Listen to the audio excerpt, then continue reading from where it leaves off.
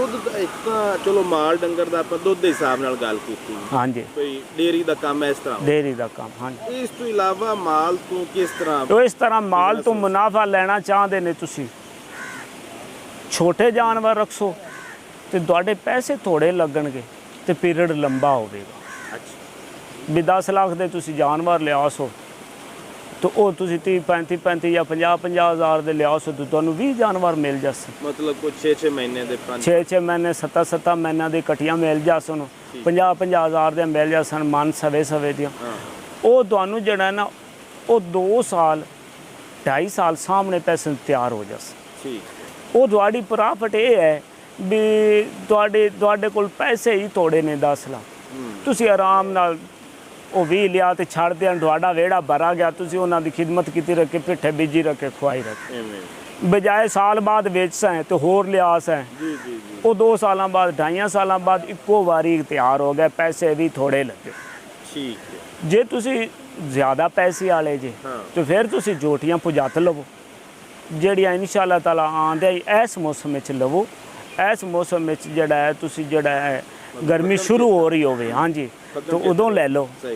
ਫਿਰ ਉਹ ਵਿੱਚ ਜੋਟਾ ਹੋਵੇ, ਉਹ ਕਰਾਸ ਹੁੰਦੀਆਂ ਨੇ, ਜਦੋਂ ਕਰਾਸ ਹੋ ਜਾਵਣਗੇ ਇਨਸ਼ਾਅੱਲਾ ਉਹ ਅੱਛੀ ਮੌਸਮ ਵਿੱਚ ਆਵਣਗੇ। ਅੱਛੀ ਮੌਸਮ ਦਾ ਵੀ ਤੇ ਸਾਵਣ ਦੀ ਮੌਸਮ ਦਾ ਤੇ ਫੱਗਣ ਚੇਤਰ ਦੇਸੀ ਹਿਸਾਬ ਨਾਲ ਉਸ ਮੌਸਮ ਦਾ ਇੰਨਾ ਫਰਕ ਹੈ ਵੀ ਜਿਹੜੀ ਅੱਜ ਸੂਵੇਗੀ ਨਾ ਉਹ ਖਰਚਾ ਸਾਰਾ ਟੋਟਲ ਨਾ ਉਤਲੇ ਰੇਟ 'ਚ ਹੀ ਲਾ ਜਾਵੇ। ਜਿਹੜਾ ਅੱਜ ਕੱਲ੍ਹ ਸੂਮਨ ਦਾ ਰੇਟ ਜ਼ਿਆਦਾ ਵਟੀਵੇਗਾ ਨਾ ਤੁਹਾਨੂੰ 50,000 ਰੁਪਈਆ 60,000 ਰੁਪਈਆ ਲੱਖ ਰੁਪਈਆ ਉਹਦੇ 'ਚ ਹੀ ਉਹ ਲਾ ਜਾਸੀ ਟੋਟਲ ਤੁਹਾਡਾ ਖਰਚਾ। ਜੇ ਉਹ ਸਾਵਣ ਬਾਦਰੂ ਸੂਵੇਗੀ ਤੇ ਜੇ ਤੁਹਾਡੇ ਜਾਨਵਰ ਇਕੱਠੇ ਨੇ ਤੇ ਕਮ ਅਜ਼ ਕਮ 40,000 ਰੁਪਈਆ ਇੱਕ ਜਾਨਵਰ ਦਾ ਸਾਲ ਦਾ ਖਰਚਾ ਹੈ। ਸਹੀ। ਭਾਵੇਂ ਤੁਸੀਂ ਜ਼ਮੀਨ ਠੇਕੇ ਤੇ ਲੈ ਲਓ, ਪੁਜਾਤ ਜੋਟੀ ਦਾ ਉਹਦਾ ਤਕਰੀਬਨ 40,000 ਰੁਪਈਆ, ਜਿਹੜਾ ਜਿੰਦੇ ਵਿੱਚ ਤੂੜੀ ਵੀ ਹੋਵੇਗੀ ਤੇ ਪੱਠੇ ਵੀ ਹੋਣਗੇ, ਸਾਰਾ ਕੁਝ ਜ਼ਮੀਨ ਤੁਸੀਂ ਠੇਕੇ ਤੇ ਲੈ ਕੇ ਉਹਨਾਂ ਨੂੰ ਪਾਈ ਰੱਖੋ ਤੇ ਉਹ 40,000 ਰੁਪਈਆ ਖਰਚਾ ਹੈ। ਜਾਂ ਕੋਈ ਖਾਦ ਖੂਦ ਮਹਿੰਗੀ ਹੋ ਗਈ ਜਾਂ ਕੋਈ ਚੀਜ਼ ਮਹਿੰਗੀ ਹੋ ਗਈ ਤੇ ਉਹ ਕੋ 5,000 ਵੱਧ ਸਕਦਾ ਹੈ, ਜਾਂ ਕੋਈ ਥੋੜੀ ਜ਼ਮੀਨ ਤੁਹਾਨੂੰ ਸਸਤੀ ਮਿਲ ਗਈ ਤੇ 5,000 ਘੱਟ ਸਕਦਾ। ਬਾਕੀ ਇਸ ਤੋਂ ਬਾਅਦ ਇਕੱਠੇ ਜਾਨਵਰਾਂ ਦਾ ਨਹੀਂ ਆਉਂਦਾ। ਤੁਸੀਂ ਇੱਕ ਜੋਟੀ ਬੰਨ ਲਓ ਤੇ ਮੋਟਰਸਾਈਕਲ ਤੇ ਛੰਡੇ ਫੂਕੇ ਰਵੋ ਤੇ ਮੋਟਰਸਾਈਕਲ ਤੇ ਜਾ ਸ਼ਹਿਰੋਂ ਪੱਠੇ ਲਾਇਆ, ਉਹ ਉਹਨੇ ਦੀ ਜੋਟੀ ਨਹੀਂ ਸਾਲ ਬਾਅਦ ਵਿਕਣੀ ਜਿੰਨਾ ਹੁੰਦਾ ਖਰਚਾ ਹੋ ਜਾਵੇ। ਜੀ ਉਹ ਖਰਚਾ ਵੱਧ ਜਾਣਾ। ਹਾਂਜੀ, ਉਹ ਖਰਚਾ ਹੋ ਜਾਸੀ। ਰੋਜ਼ਾਨਾ ਤੁਸੀਂ 400 ਦੇ ਪੱਠੇ ਪਾਵੋਗੇ, ਮਣ ਵੱਲੇ ਲਿਆ ਸੋ ਮਣ ਪਿਛਲੇ ਟਾਈਮ ਕਿਸੇ ਦਿਨ ਇਹਨੇ ਉਸੇ ਵੀ ਉਹ 1000 ਦੇ ਵੀ ਪੱਠੇ ਖਾਵੇਗੀ ਵੀ ਉਹ ਪੱਠੇ ਉਹ 60 ਜਦੋਂ ਹੁੰਦੇ ਨੇ ਉਦੋਂ ਲੋਕ ਕਹਿੰਦੇ ਨੇ ਵੀ ਅਮੂਮਨ ਇੱਕ ਗੱਲ ਬਣੀ ਹੋਈ ਜੀ ਆ ਟਮਾਟਰ ਮਹਿੰਗੇ ਹੋ ਗਏ, ਅੱਜ ਸਬਜ਼ੀ ਅੱਜ ਮਹਿੰਗੀ। ਜਦੋਂ ਇਨਸਾਨ ਸੋਚ ਤਾਂ ਸਹੀ, ਜਦੋਂ ਉਹਦੀ ਮੌਸਮ ਹੀ ਨਹੀਂ ਤੇ ਉਹਨੇ ਮਹਿੰਗਾ ਹੋਣਾ ਹੀ ਜਦੋਂ ਉਹਦੀ ਮੌਸਮ ਹੈ ਤੇ ਹੁਣ ਕਣਕ ਹੈ ਉਹ ਅੱਜ ਲੈਸੀ ਤੇ ਉਹ ਅੱਜ ਸਾਨੂੰ 200 ਰੁਪਏ ਸਸਤੀ ਮਿਲਸੀ ਤੇ ਜਦੋਂ ਉਹ ਸ਼ਾਰਟ ਹੋ ਜਾਸੀ, ਉਹਦਾ ਮੌਸਮ ਨਹੀਂ ਹੋਣਾ, ਅੱਗੋਂ ਮੁੰਜੀ ਦਾ ਮੌਸਮ ਆ ਜਾਣਾ, ਉਦੋਂ ਤੁਹਾਨੂੰ ਕਣਕ ਮਹਿੰਗੀ ਹੀ ਮਿਲੇ। ਹਰ ਚੀਜ਼ ਆਪਣੀ ਮੌਸਮ ਨਾਲ ਹੀ ਮਿਲਦੀ ਹੈ ਤੇ ਜਦੋਂ ਮੌਸਮ ਨਹੀਂ ਚਾਰੇ ਦਾ ਹੋਵੇਗਾ ਨਾ ਜਾਂ ਤੂੜੀ ਦਾ ਨਹੀਂ ਹੋਵੇਗਾ ਫਿਰ ਤੁਹਾਨੂੰ 1000 ਰੁਪਏ ਮਾਣ ਹੀ ਮਿਲਣੀ ਹੈ। ਬਿਲਕੁਲ। ਜਦੋਂ ਤੁਹਾਡਾ ਮੌਸਮ ਸਹੀ ਹੋਵੇਗਾ ਉਹ ਤੁਹਾਨੂੰ 300 ਰੁਪਏ ਮਿਲੇਗੀ। ਅੱਛਾ, ਇੱਕ ਤਾਂ ਛੋਟੇ ਫਲਾਂ ਦਾ ਵੀ ਤੁਸੀਂ ਦੱਸ ਦਿੱਤਾ ਕਿ ਉਹ ਅਗਰ 5 4 6 ਮਹੀਨੇ ਦਾ ਲਿਆ ਕੇ ਸਾਂਭੀਏ, ਹਾਂਜੀ, ਉਹ ਵੀ ਕਾਮਯਾਬ ਹੈ। ਪੁਜਾਤ ਲੈ ਆਈਏ, ਜੋਟੀਆਂ ਲੈ ਆਈਏ, ਉਹ ਵੀ ਕਾਮਯਾਬ ਹੈ।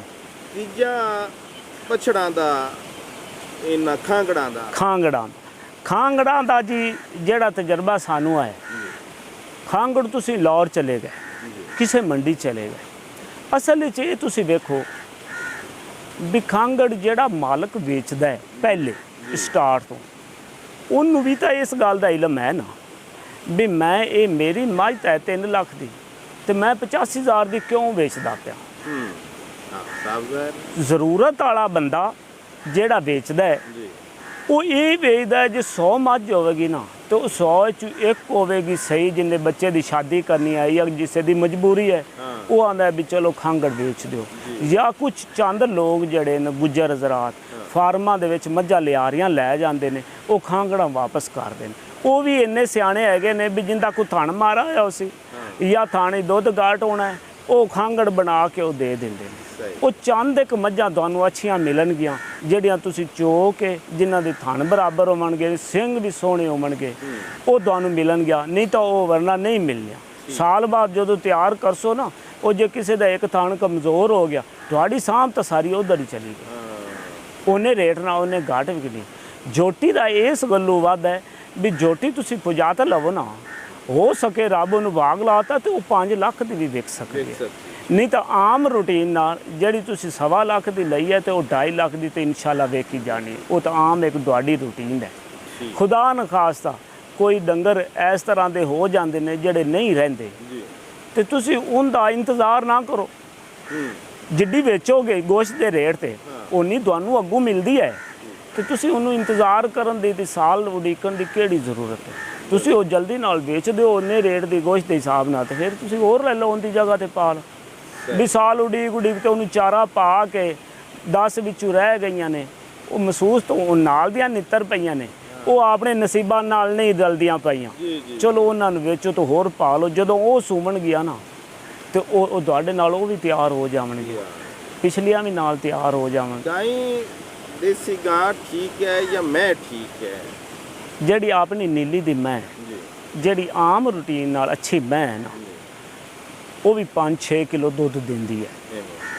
ਉਹ ਤੁਹਾਡਾ ਜਿਹੜਾ ਦੁੱਧ ਹੈ 10-15 ਰੁਪਏ 20 ਰੁਪਏ ਮਹਿੰਗਾ ਵਿਕ ਜਾਣਾ ਹੈ। ਜੇ ਉਹਦਾ ਕਿਲੋ ਦੁੱਧ ਮੈਂ ਦਾ ਸਿਰਫ ਵਜ੍ਹਾ ਇਹ ਵੀ ਇਹਦਾ ਪੀਰੀਅਡ ਥੋੜਾ ਹੈ, ਇਹਦਾ ਮਿਲਣ ਦਾ ਜਿਹੜਾ ਪੀਰੀਅਡ ਥੋੜਾ ਹੈ। ਫਿਰ ਇਹ ਆਪਣੀ ਮਰਜ਼ੀ ਵਾਲੀ ਹੈ, ਦਿਲ ਕਰੇ ਤੇ ਮਿਲ ਪਵੇ, ਦਿਲ ਕਰੇ ਨਾ ਮਿਲੇ। ਗਾਂ ਨੂੰ ਤੁਸੀਂ ਆਰਾਮ ਨਾਲ 6-7-8 ਮਹੀਨੇ 10 ਮਹੀਨੇ ਆਰਾਮ ਨਾਲ ਤੁਸੀਂ ਚੋ ਸਕਦੇ ਨੇ। ਮਾਠੀ ਦੀ ਕਰਾਸ ਵੀ ਹੋਵੇ ਜਾਂ ਖਾਲਤ ਸਾਹੀਵਾਲ ਹੋਵੇ ਜਾਂ ਖਾਲਤ ਦੇਸੀ ਹੋਵੇ, ਤੁਸੀਂ ਉਹਦਾ ਜਿਹੜਾ ਹੈ ਉਹਦਾ ਹਵਾਨਾ ਵੇਖੋ, ਤੁਸੀਂ ਮੁੱਠ-ਬਾਰ ਥਣ ਵੇਖੋ, ਤੇ ਤੁਸੀਂ ਖਰੀਦੋ। ਇਨਸ਼ਾਅੱਲਾ ਤਾਲਾ ਉਹ ਦੁੱਧ ਦੇਵੇਗੀ, ਅੱਛੀ ਨਸਲ ਬਣੇਗੀ।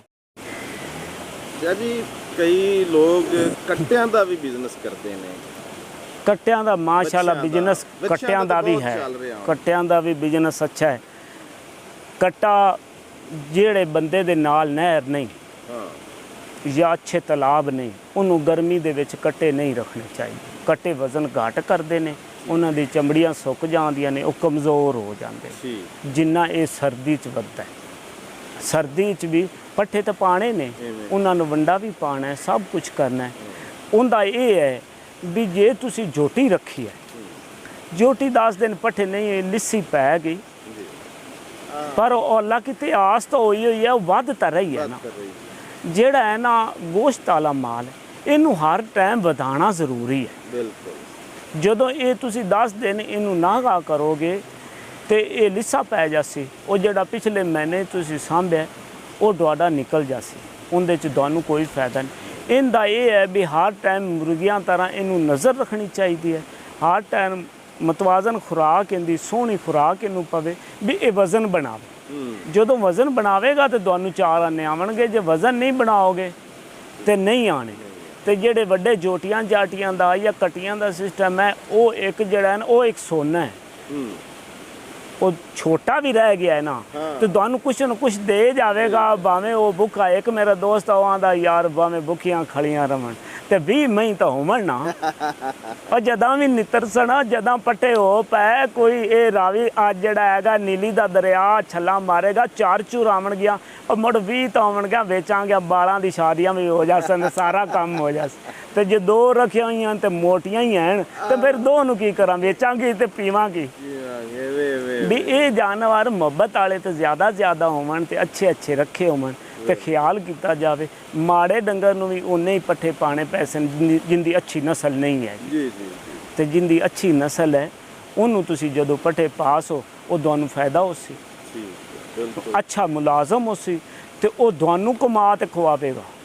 ਤੇ ਜਿਹੜਾ ਮਾੜਾ ਮੁਲਾਜ਼ਮ ਹੋ ਸੀ, ਉਹਨੂੰ ਗੰਦਾ ਤਾਂ ਨਹੀਂ ਕਹਿੰਦੇ, ਮਾੜਾ ਜਿਹੜਾ ਸੀ ਉਹਦਾ ਕੁਦਰਤੀ ਜ਼ਿਹਨ ਇਹ ਜਾ ਸੀ ਜਾਂ ਕੋ ਕਿਸ ਕਿਸਮ ਦਾ ਹੋਵੇਗਾ, ਉਹ ਤੁਹਾਡਾ ਹੀ ਖਾ ਜਾਵੇਗਾ। ਤੁਹਾਨੂੰ ਕਮਾਉਣ ਤੋਂ ਬਜਾਏ ਉਹ ਤੁਹਾਡਾ ਹੀ ਖਾ ਜਾਵੇਗਾ। ਉਹਨੇ ਤੁਹਾਡਾ ਜਾਨਵਰ ਵੀ ਭੁੱਖੇ ਰਹਿਣੇ, ਤੁਹਾਡਾ ਉਹਨੇ ਖਿਆਲ ਨਹੀਂ ਕਰਨਾ। ਜਿਹੜਾ ਅਹਿਸਾਸ ਕਰਨ ਵਾਲਾ ਉਹ ਤੁਹਾਨੂੰ ਕਮਾ ਕੇ ਦੇਵੇਗਾ, ਉਹ ਆਪਣੀ ਵੀ ਕਮਾਵੇਗਾ ਤੇ ਉਹ ਤੁਹਾਨੂੰ ਵੀ ਕਮਾ ਕੇ ਖਵਾਵੇਗਾ।